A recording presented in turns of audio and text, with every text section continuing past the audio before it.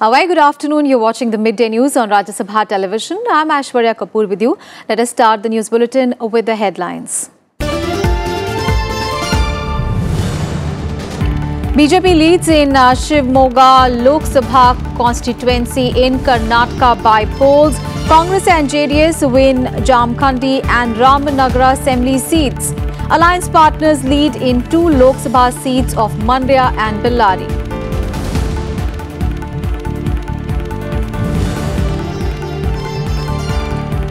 Three-nation Africa visit extremely productive, says Vice President M. Venkaiah Naidu on return. Adds visit has taken India-Africa relations to the next level and outcomes have been substantial and substantive.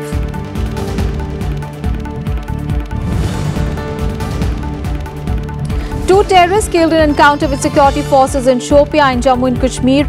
Both terrorist cadres of Hizbul Mujahideen outfit. Arms and ammunition recovered from the spot.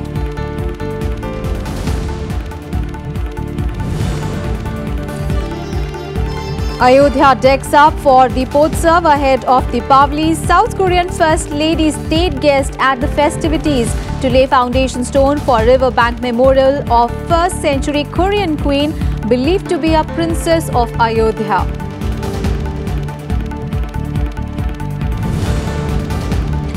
And India to take on West Indies in the second of the 3 T20 matches. Match to be played at 7 p.m. in Lucknow. India leading the series 1-0.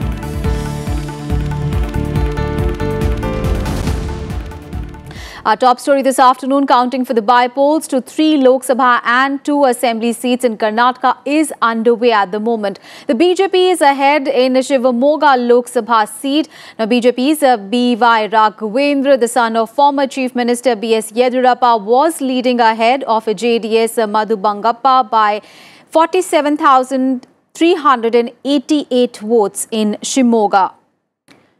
And the Congress's A.S. Nyamagowda won the Jamkhandi assembly seat by a margin of 39,480 votes. The JDS's Anita Kumaraswamy has won the Ramanagara assembly seat by a margin of 1,09,137 votes. And the Congress is leading in Bellary and its coalition partner JDS in the Mandya parliamentary seats. The by-elections were necessitated after Yediyurappa, Sriramulu and C.S. Pattaraju resigned as MPs following their election to the Karnataka Assembly. And by-polls to Jamkhandi Assembly seat was necessitated due to the death of Congress MLA Sidhu Nyamagowda. Ramanagara seat fell vacant after Kumaraswamy gave up the seat, preferring Chennapatna from where he had also won.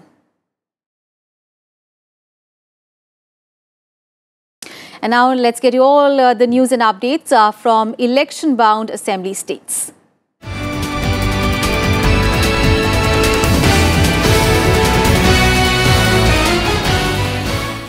First up, news from Chhattisgarh. After the last day of withdrawal of nominations for the second phase of Chhattisgarh Assembly elections to be held on 20th of November, 1,148 candidates are in fray in 72 constituencies. After the scrutiny of nomination, the papers of 1,249 candidates were found valid, and out of this, 101 candidates have withdrawn their nominations. 190 candidates are contesting from 18 seats which are going to polls in the first phase on 12th of November.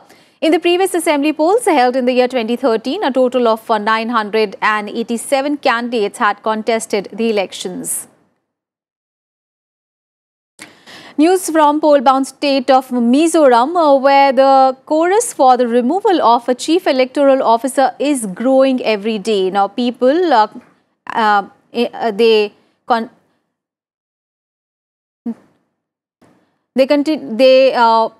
congregated in front of Mizoram Chief Electoral Officer S.B. Shashank's office today following a call by an umbrella organization of major civil societies and student associations.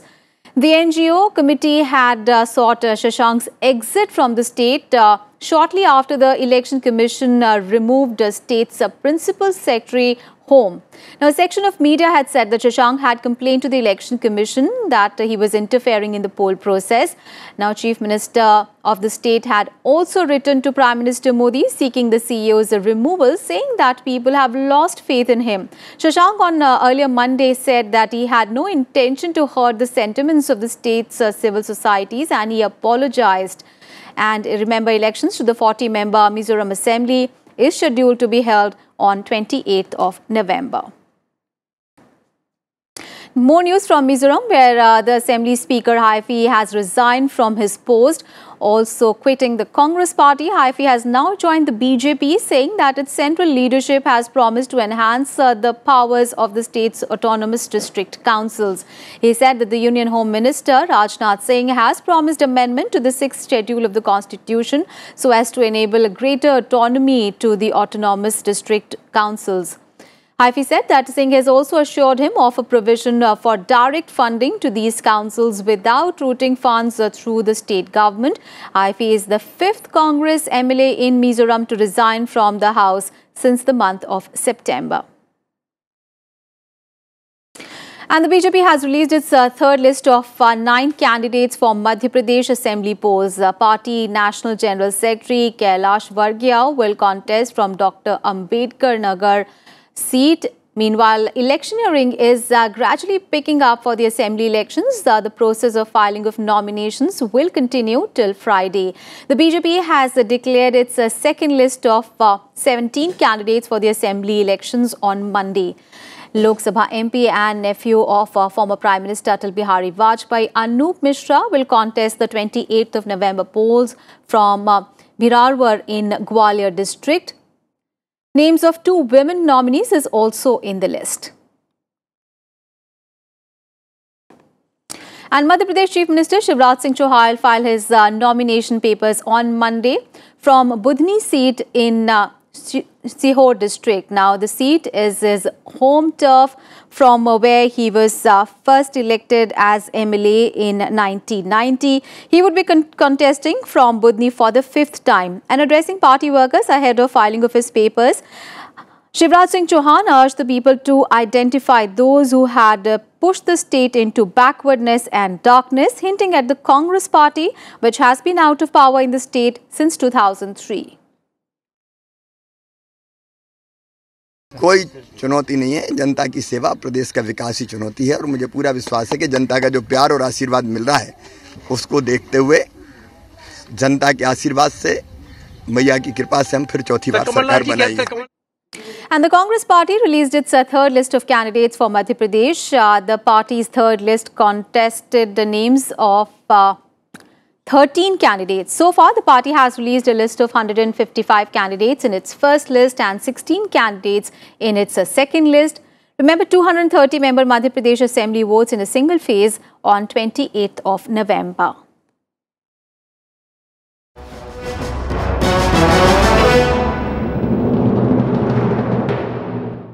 On to some other news. Vice President Venkaiah Naidu concluded his 3-nation Africa visit today. And upon arrival in New Delhi, the Vice President said that he had an extremely productive visit to Botswana, Zimbabwe and Malawi. He added that the visit to the African nation is because Prime Minister Modi has set high priority to strengthen relations with Africa. The Vice President added that the visit will help build a strong foundation and also take our relations to the next level by reinforcing existing ties and forging relationship in new areas. Naidu also termed his visit to the 3 African nations as a substantive one. I had an extremely productive visit to Botswana, Zimbabwe and Malawi.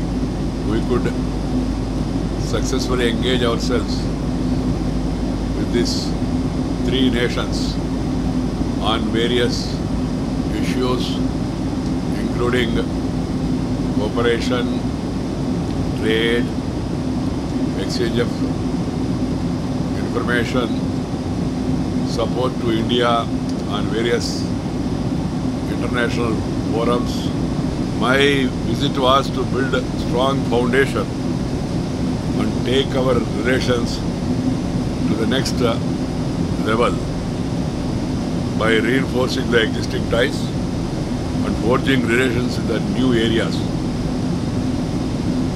The outcome of my visit clearly indicates that this has been achieved. I am particularly happy that we could discuss issues in depth and come to meaningful conclusions on various issues. These are the countries which India has strongly supported in their socio-economic development. This was unequivocally acknowledged by all the three presidents. Overall, I am very happy that the substantial and substantive outcome of my visit to these three countries, that what India has been aiming to achieve. I am very happy about the overall visit. I am particularly happy the response of Indian diaspora. We are all very, very happy about the growth story of India.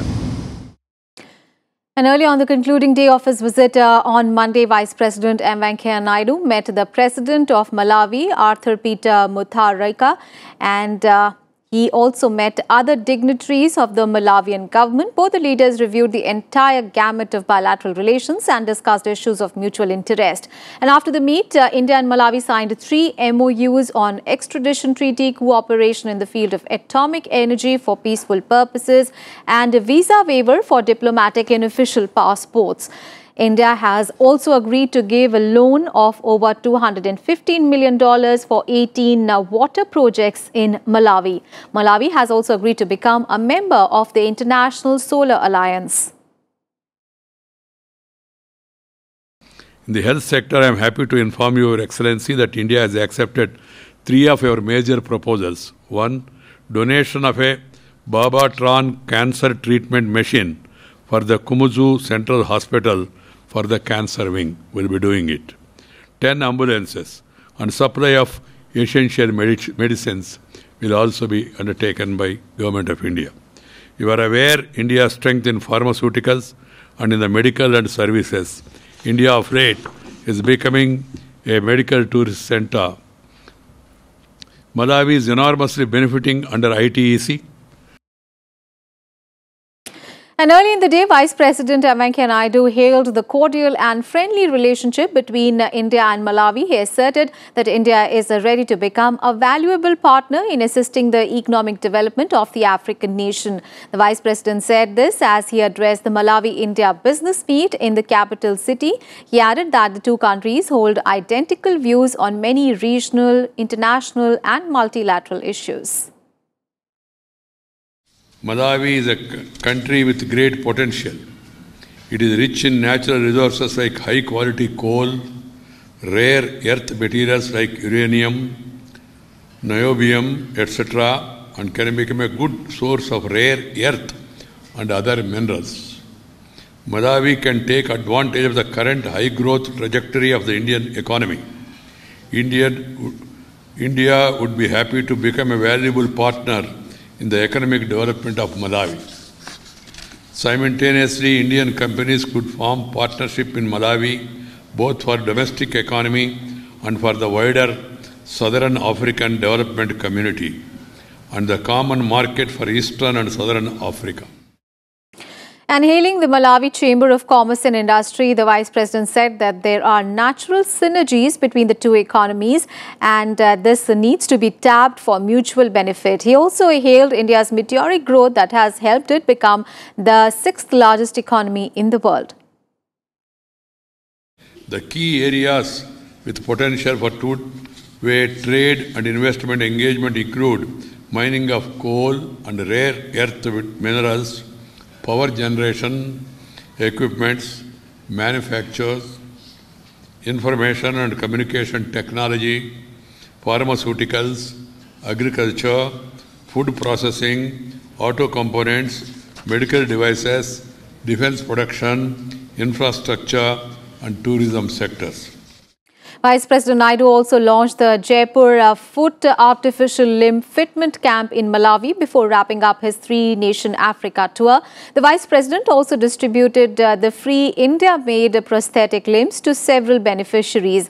And addressing the gathering after launching India for Humanity, a worldwide program on the occasion of 150th birth anniversary of Mahatma Gandhi, the Vice President said that Gandhiji's life and message of peace finds resonance in every part of the world. He said that the first Jaipur Foot Camp in the series is launched in Malawi because it was here in Africa that Gandhiji took his first step towards becoming a Mahatma, a great soul, and later went on to inspire a number of generations.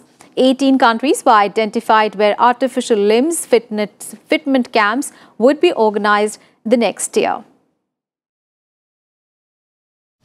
Through this inaugural camp, Malawi and India have demonstrated the powers of partnership to make a difference to the lives of the people. By coming together for this program, both the governments have reinforced their commitment to shared values and transformative action.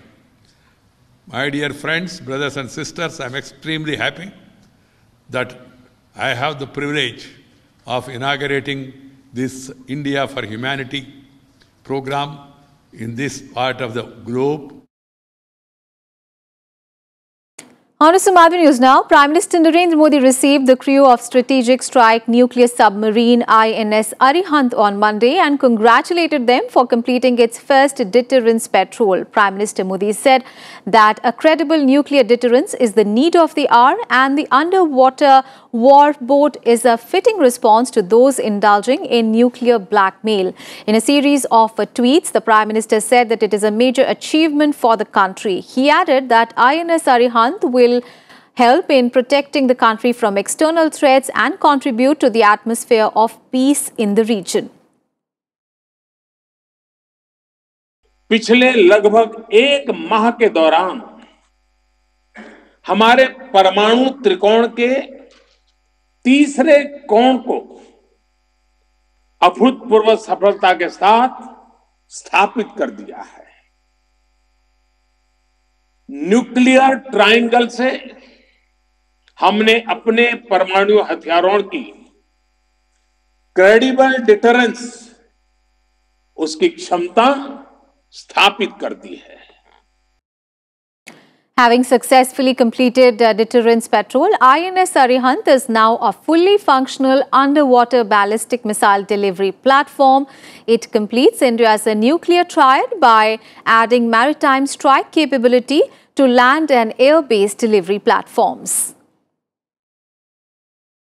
हमारी परमाणु हथियार आक्रामक नीति का हिस्सा नहीं है। ये शांति और स्थिरता के लिए एक महत्वपूर्ण उपकरण है।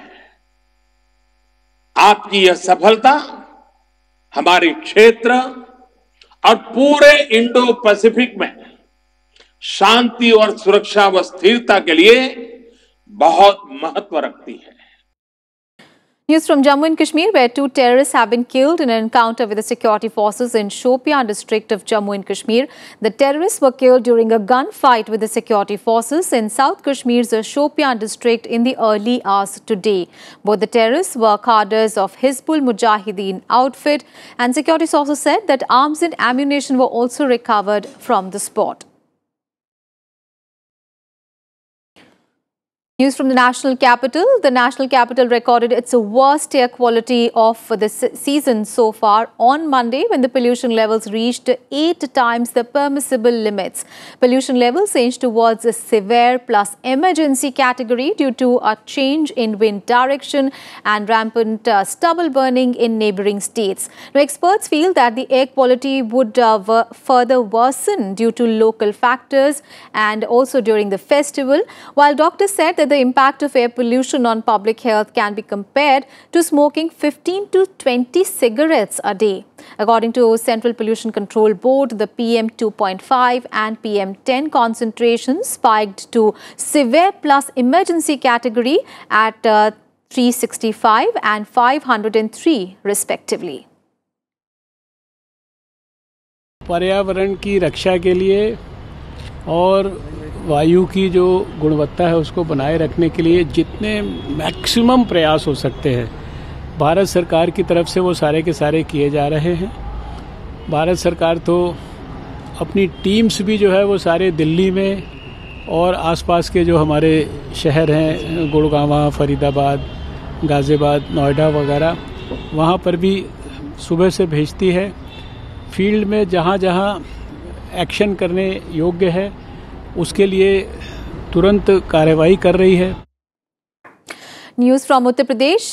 The Potsav 3-day Grand Diwali celebrations will begin in Ayodhya in Uttar Pradesh today, and Uttar Pradesh Chief Minister Yogi Adityanath will be present on the occasion, while South Korean First Lady Kim Jong-suk will be the chief guest of the event.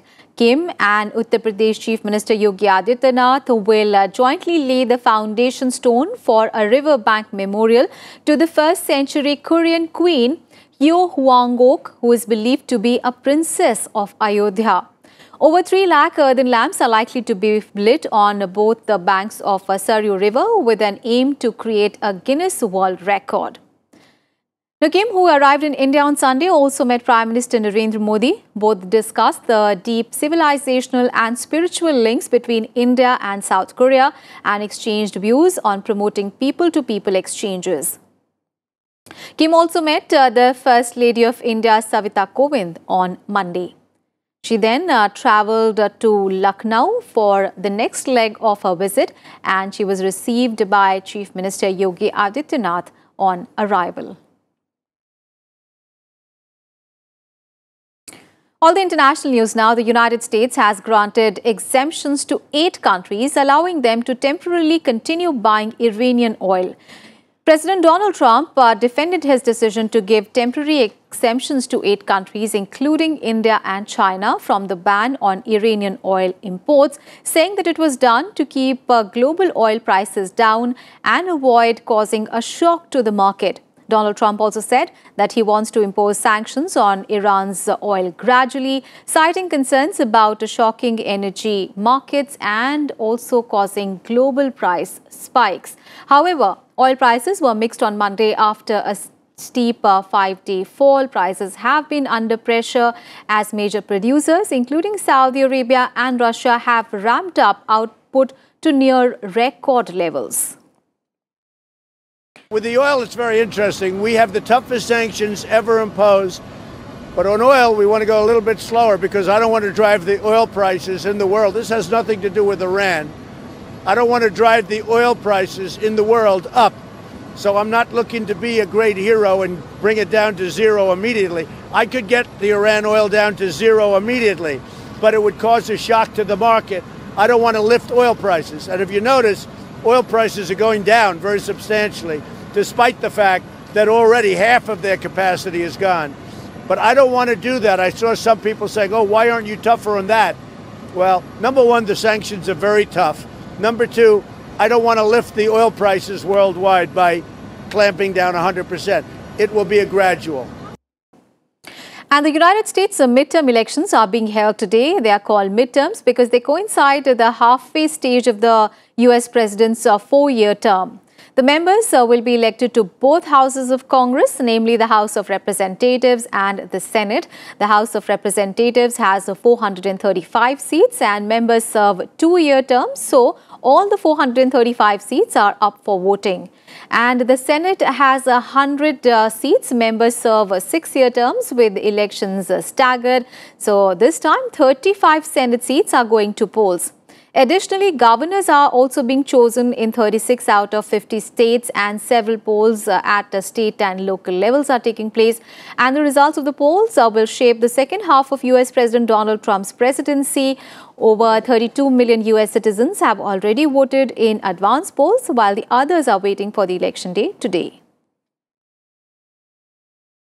And social media giant Facebook has blocked at least 30 accounts on its platform and 85 accounts on photo sharing social network Instagram ahead of US midterm polls. Now, Facebook cites concerns that these accounts might be linked to foreign entities and aimed at interfering in the elections. The announcement came shortly after US law enforcement agencies and intelligence agencies said that they had no indication of efforts to disrupt election infrastructure, but that Americans should be wary of Russian attempts to spread fake news. Despite an aggressive crackdown by social media firms, so-called junk news is spreading at a greater rate than in 2016 on the social media this time. And Twitter said that it deleted a series of accounts that attempted to share disinformation without giving a number. Sports news now. India will face West Indies in the second T20 match of the three-match series at the Bharat Ratna Atal Bihari Vajpayee International Cricket Stadium in Lucknow today. Lucknow is holding its first international match at the newly built Atal Bihari Vajpayee Cricket Stadium. Bhuvneshwar Kumar is expected to make a comeback in the team after missing the opening match, while West Indies could bring in Sherfane Rutherford in the playing 11. Remember, in the opening T20, India had defeated West Indies by 5 wickets at the Eden Gardens in Kolkata and are leading the series 1-0. The third and the final game will be played in Chennai on 11th of November. And that's the wrap on this edition of Midday News. Thanks for watching.